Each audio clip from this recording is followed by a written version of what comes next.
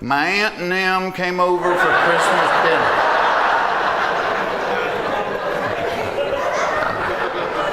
I'm an idiot. And when I started hosting that show, I realized just how many things I didn't know. So I literally got a notebook and I put it in my dressing room. And every day I would write down more things that I thought of that I didn't know. And they were stupid things. Like, I don't know how they know how long to make the cord for the first bungee jump at a new place. All right, Ed, let him jump. All right, Ed, shorten it up a little bit. Give his girlfriend a free t-shirt.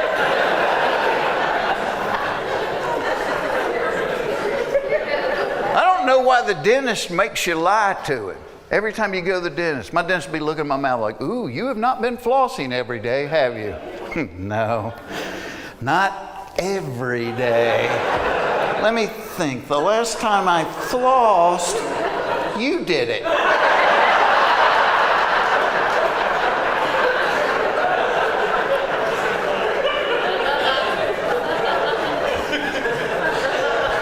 I don't know why the bank leaves the vault door wide open but change the 25-cent ink pen to the counter.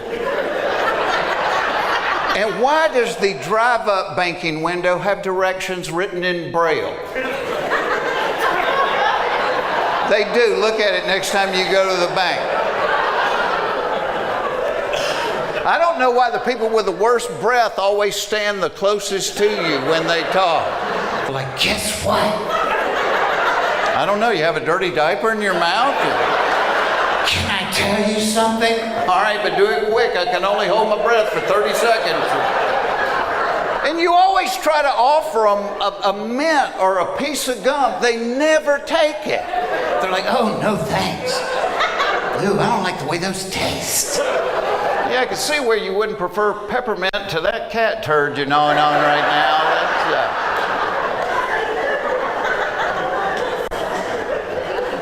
I don't know why you can't ride a bicycle anymore without dressing like Lance Armstrong in the Tour de France. Anybody remember when you could ride a bike wearing blue jeans and a t-shirt? Not anymore. Got to have the uni. And it's not just young athletic people. You got these fat middle-aged guys. They look like the Michelin Man in a wetsuit, and they've got sponsor logos. Who's sponsoring you, Pop? Dunkin' Donuts, all right. Pedal on, doughboy, pedal on. I don't know why my wife continues to ask every year, what do you want for your birthday? What do I always want for my birthday? What's every man in here want for his birthday? The same thing every woman in here doesn't want for her birthday. Never one time has my wife said, you know what, this year, forget the flowers, forget the presents. Why don't you just lock that door and take me to Squeal Town?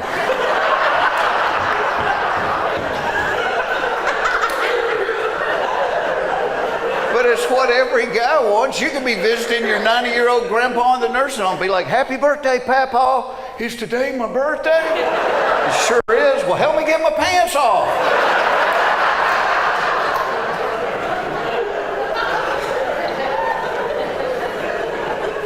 I don't know why a dog can eat his own vomit, gobble up cat poop, and lick his rear end for hours and be totally fine.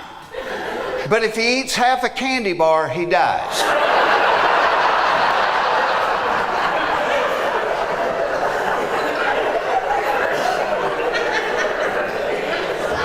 I don't know why in 2023 we still have jobs that we will call men's jobs or women's jobs.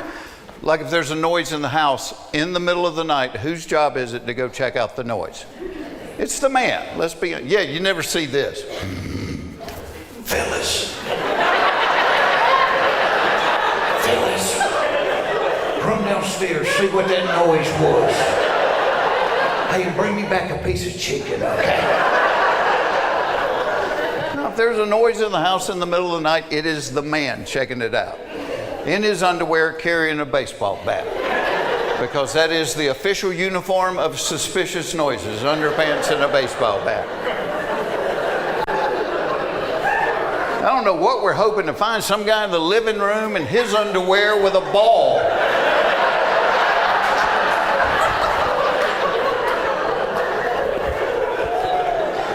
And my dad didn't even need the baseball bat, because my dad wore those gigantic boxer shorts that were always gapped open in the front. That gap was like a taser to a thief. Shut the gap, shut the gap. Here, take my wallet, just shut that gap.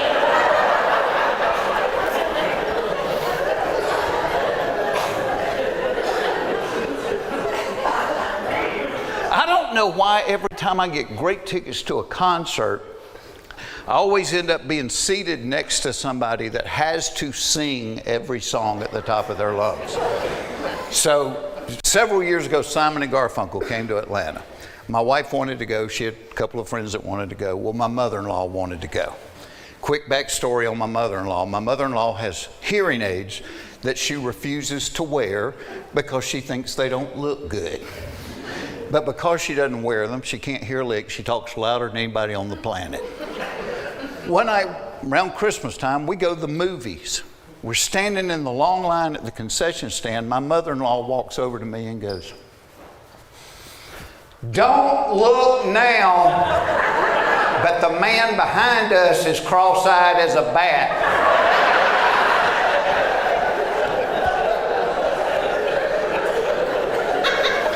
Which is bad for two reasons. One, you're embarrassed to death. And two, when somebody says something like that, yes, you've got to look, you know. Then I'm like,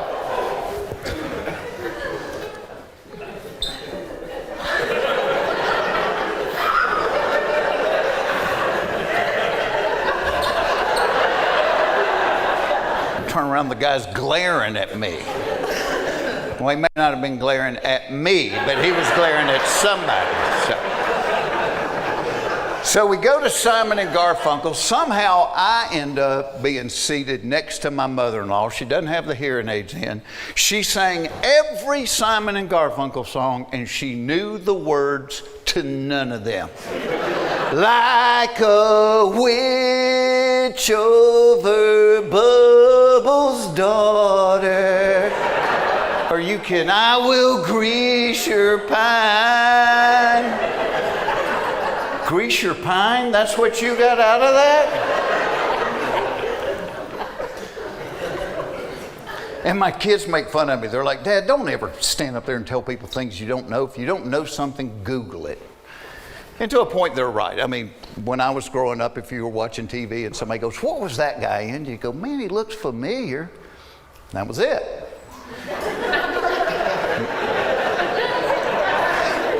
Now you watch TV, somebody goes, "What was that guy in?" Somebody takes their phone and goes, "He was the janitor on Joey." And there are a ton of things you can Google. But I try to teach my daughters, I said, what you don't understand is there's a lot of things you can't Google. There's things you only learn through life experience. I call them the facts of life, things you can't Google. Like this, fact of life. If you are trying to get to the bathroom in an emergency situation, it is not a wise idea to unbutton your pants in transit in the effort to save a couple of seconds. Because the muscles that guard the floodgates will interpret the unbuttoning as the signal to abandon their post. And the 2 seconds you saved on the button are nullified by the hour and a half you spend mopping and doing laundry. Google won't tell you that. You learn that the hard way. Fact of life. Out of all of the cereals, Captain Crunch is the most time intensive. Here's what I'm talking about. You eat it too soon after you poured the milk on and you will rip the roof of your mouth to shreds. You wait too long after you pour the milk on and the captain will put a film on your teeth a wire brush can't get rid of.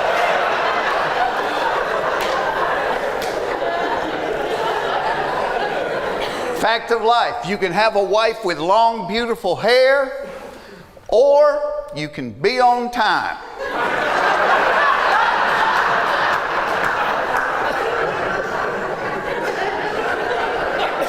Speaking of wives, fact of life. If your wife hints that she might be in the mood, your kids will sense it and won't go to bed for 3 years. Speaking of kids, fact of life, the more kids you have, the worse your parenting becomes. People that only have one child are making homemade baby food out of organic vegetables they're growing in their own backyard. Yeah, by the time that fourth kid rolls around, you're smoking a cigarette while you watch your toddler pull a year-old milk dud out from under the stove and eat it. Pick the cat hair off of it before you put it in your mouth, dummy.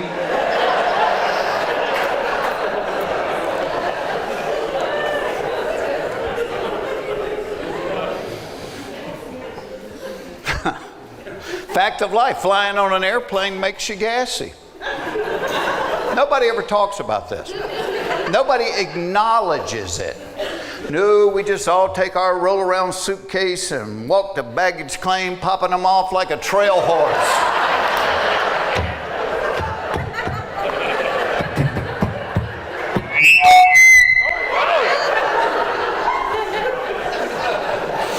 I'm sorry, God. It was just a joke, all right? Fact of life. Women always have more questions than men have answers to. Great example. One night I got a text. The text simply said, "Please pray for Tom. He was in a bad wreck."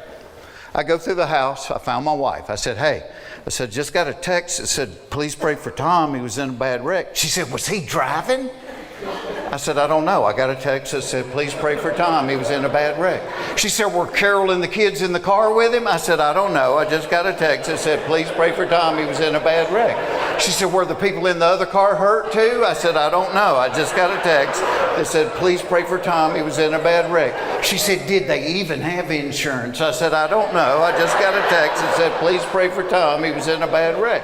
She said, "What hospital did they take him to?" I said, "I don't know. I just got a text that said, 'Please pray for Tom. He was in a bad wreck.'" She said, "You don't know anything. What do you know?" I said, "I know you need to pray for Tom. I just got a text that he was in a bad wreck." Not holding anything back. That's all I got.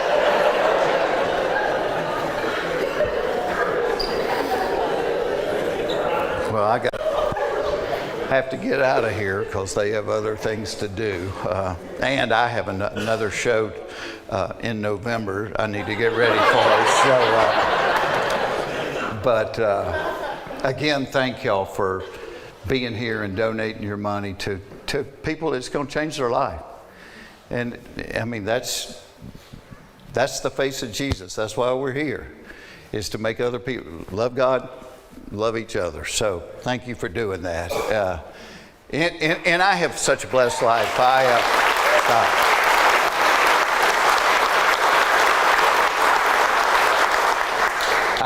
I have been very blessed because I've loved what my gift was, and I don't know why I can do it. I can just do it. God gave me the gift, and I've been able to do a lot of things, whether it's hosting the show, I paint, I draw, I write books. But if you ever put a gun to my head and said, "Hey, you can't do but one," it would always be stand-up. I like seeing people. I like that instant reaction. The only negative thing I've ever found about being a stand-up comedian is you're on the road by yourself.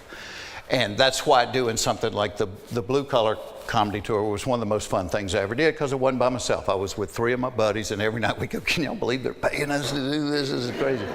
And people always say, "I bet y'all have a lot of funny stories from when you were on the road together." And there are, but I don't want to tell one-on-one the other guys because they're not here, to give their side. But in conclusion, let me share one comedy road story with you about me.